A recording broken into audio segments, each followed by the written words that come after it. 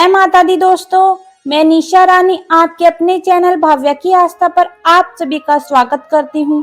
दोस्तों, आज मैं आपको सुना रही हूँ नवरात्रि के दूसरे दिन दुर्गा सप्तशती के दूसरे अध्याय को।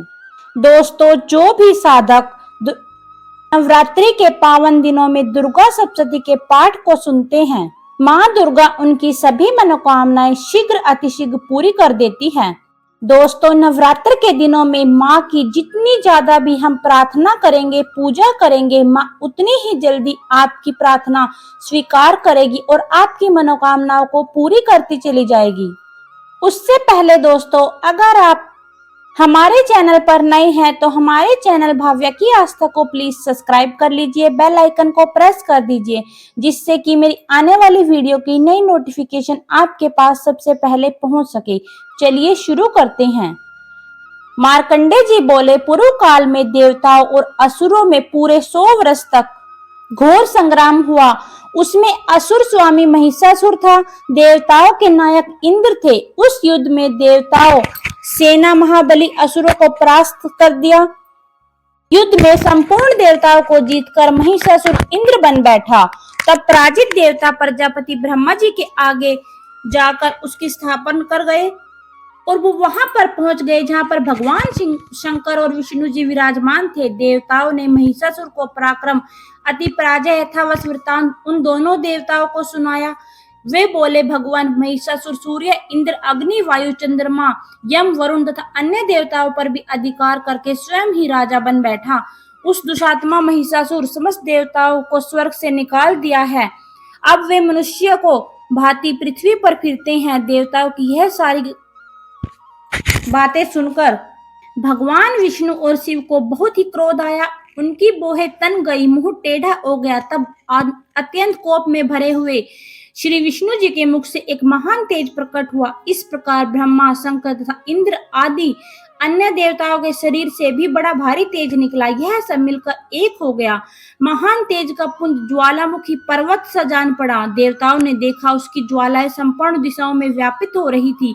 संपूर्ण दिशाएं शरीर से प्रकट होते हुए देखकर उसके तेज की तुलना नहीं की जा रही थी। इकट्ठा होने पर वह एक नारी के रूप में परिवर्तित हो गया। उसने अपने प्रकाश से तीनों लोक को व्यापित कर दिया था। भगवान शंकर का जो तेज था उसे देवी का मुख मिला था। यमराज के तेज से सिर में बाल निकले। श्री विष्णु भगवान के तेज से उसकी भुजाएं उत्पन्न हुई थी। चंद्रमा के तेज से दोनों स्तनों और इंद्र के तेज से मध्य भाग का प्रादुर्भाव हुआ। वरुण के तेज से जंघा, पिंडली तथा पृथ्वी के तेज से नितंब भान प्रकट हुआ। ब्रह्मा जी के तेज से दोनों चरण और सूर्य जी के तेज से उसकी उंगलियां हुई। वसुओं तेज से हाथों की उंगलियां, कुबेर के तेज से नासिका प्रकट हुई। उस देवी के दांत प्रजापति तेज से और तीनों नेत्र अग्नि के तेज से प्रकट हुए थे। उसकी बाह संध्या और कान वायु के तेज से उत्पन्न हुए थे। इसी प्रकार अन्य देवताओं के तेज से उस कल्याणमयी देवी का आविर्भाव हुआ। तब देवताओं के तेज से प्रकट हुई देवी को देखकर महिषासुर के सताए हुए देवता बहुत ही ज्यादा प्रसन्न हुए। पिनाकधारी भगवान शरण से एक शूल निकालकर उन्हें दिया। फिर भगवान विष्णु जी ने चक्र से उन्हें भगवती को उत्पन्न एक अस्त्र दिया। वरुण ने भी शंख भेंट किया। अग्नि ने उन्हें शक्ति दी। वायु ने धनुष बाण से भरे हुए 2 तरकस दिए। सहस्त्र नेत्रों वाले देवराज ने अपने वज्र से उत्पन्न किया। ऐरावत हाथी से उतरकर 1 घंटा भी उन्हें प्रदान किया। क्षीर समुद्र, उज्जवल हार, कभी जीर्ण न होने वाले 2 दिव्य वस्त्र भेंट दिए। साथ ही उन्होंने दिव्य चूड़ामणि, 2 कुंडल, कड़े, उज्जवल चंद्र, सब बाहु के लिए केयूर और दोनों चरणों के लिए निर्मल नुपुर, गलेली सुंदर हसेली और सब उंगलियों में पहनने के लिए रत्नों से बनी हुई अंगूठियां भी दी। विश्वकर्मा उन्हें अत्यंत निर्मल फरसा भेंट कर दिया।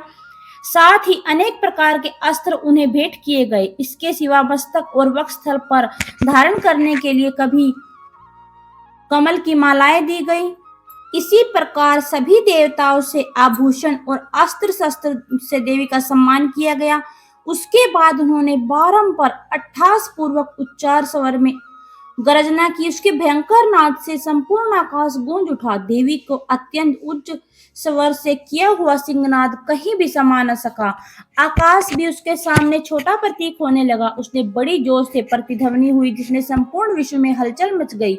समुद्र तक भी कांप उठे, पृथ्वी डोलने लगी, समस्त पर्वत हिलने लगे। उस समय देवताओं ने सिंह वाहिनी भवानी से कहा, देवी तुम्हारी जय हो। साथ ही महिषासुरियों ने भक्ति वासवे विनम्र होकर बोले, हे दुर्गा माता तेरी जय हो।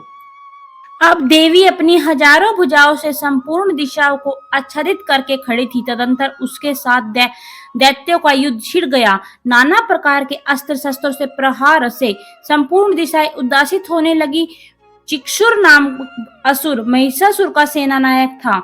वह देवी के साथ युद्ध करने आया। अतः दैत्यों से चतुर्गुणी सेना को साथ लेकर चामर भी लड़ने आया। 60,000 रथियों को साथ लेकर उदर्ग नाम के दैत्य भी लड़ने आए। 1 करोड़ राशियों के साथ लेकर महाहनु नाम दैत्य भी युद्ध करने आए, जिसके रोए तलवार के सामने तीखे थे। इस प्रकार बहुत से दैत्य माता के साथ युद्ध करने के लिए आए। देवी ने क्रोध में भरकर खेल खेल में ही अपने अस्त्र शस्त्रों की वर्षा करके दैत्यों के समस्त अस्त्र शस्त्र काट डाले। उनके मुख पर परिश्रम और थकावटा रचमात्र का चिन्ह भी था। अब ऋषि तो माता की स्तुति करते थे। वे भगवती परमेश्वरी दैत्यों की शरीर पर अस्त्र शस्त्रों से वर्षा करती रही। देवी का वाहन सिंह भी क्रोध में भरकर गर्दन हिलाता हुआ असुरों को सेना में इस प्रकार मारने लगा मानो वनों में दावानल फैल रहा हो। रणभूमि में दैत्यों के साथ युद्ध करती हुई अंबिके देवी जिसे निश्वास छोड़े तो तभी तत्काल सैकड़ों हजारों गणों के रूप में प्रकट हो गए। परशु आदि से माता का सामना करने लगे। देवी की शक्ति बढ़े हुए वे गण असुरों का नाश करते हुए नगाड़ा और शंख आदि बाजे बजाने लगे। उस संग्राम महोत्सव में कितने ही गण मृदंग बजा रहे थे। तदंतर देवी ने त्रिशूल से, गदा से, शक्ति से, वर्षा से, खड़क आदि से सैकड़ों महादैत्यों का संहार कर डाला।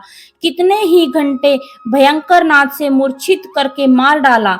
बहुत से दैत्यों को पाश से बांधकर धरती पर घसीटा। कितने ही दैत्य उनकी तीखी तलवार से मारकर 2-2 टुकड़े हो गए। कितने ही गदा की चोट से घायल होकर धरती पर सो गए। कितने ही मुसल की मार से अत्यंत आहत होकर रक्त वमन करने लगे। कुछ दैत्य सूल से छाती फट जाने के कारण पृथ्वी पर ही ढेर हो गए। उन बाण समूहों की वृष्टि कितने ही असुरों की कमर टूट गई। वाजी तरह जपेटने देवी पीड़क दैत्यगण प्राणों से हाथ धोने लगे। किन्हीं बोहे छिन छिन भिन्न हो गई, कितनों की ही गर्दन कट गई। इस प्रकार देवी ने बहुत से असुरों को मार गिराया। कितने ही दैत्य बिना सिर के भी धड़ के हाथों में खड़क शक्ति लिए दौड़ते थे। तब वे दूसरे महादैत्य ठहरो ठहरो यह कहते हुए देवी को युद्ध के लिए ललकारते थे। जहां पर घोर संग्राम हुआ था वहां की देवी धरती देवी के गिराए हुए रथ, हाथी, घोड़े, असुरे ऐसे फट गई कि यहाँ पर चलना फिरना असंभव हो गया, क्योंकि दैत्यों की सेना में हाथी, घोड़े, असुर के शरीर से इतनी मात्रा में रक्तपान हुआ था कि थोड़ी सी ही देर में वहां खून की बड़ी बड़ी नदियां बहने लगी। जगदम्बा असुरों की विशाल सेना में क्षण भर में नष्ट कर डाला। उसी ठीक तरह जैसे तृण और खाटके भारी ढेर को आग में कुछ क्षणों के लिए भस्म कर देती थी और सिंह की गर्दन अपने बालों को हिला हिलाकर जोर से गर्जना करते हुए दैत्यों के शरीर से मानो उनके प्राण चुन लेता था, वहां देवी के गणों ने भी महादैत्यों के साथ ऐसा युद्ध किया जिससे आकाश में खड़े हुए देवता उन पर बहुत संतुष्ट हुए और फूल बरसाने लगे। इस प्रकार श्री मार्कंडेय ऋषि पुराण सर्वाणिक मंतवरी कथा के अंतर्गत देवी महात्म्य महिषासुर सेनाक्ष वध का नामक दूसरा अध्याय समाप्त हुआ।